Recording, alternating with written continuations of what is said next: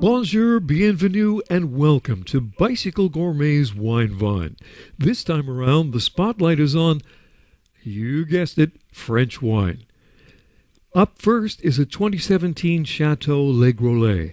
If you're looking for a versatile wine that goes great with pasta, light dishes, and grilled meats, look no further. This wine's red and dark berry aromas will reel in your taste buds. Wine number 2 is a 2020 ARDINAT-OEIL-DE-PERDRIX-BLANC-DE-NOIRS. Normally, as I'm sure you've noticed, wines are named after the chateau that produced them, or the daughter, wife, or girlfriend of the vigneron. Not this one.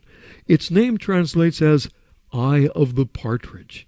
But don't let that bother you, because you'll find this is a solid and assertive wine bursting with fleshy red fruit. And topping up our French wine spotlight is a 2017 Chateau Menin. The great blend of smoke and vanilla notes in this wine find make it a great companion for strong cheeses, grilled sausages, and hearty stews. More details on these wines in the description.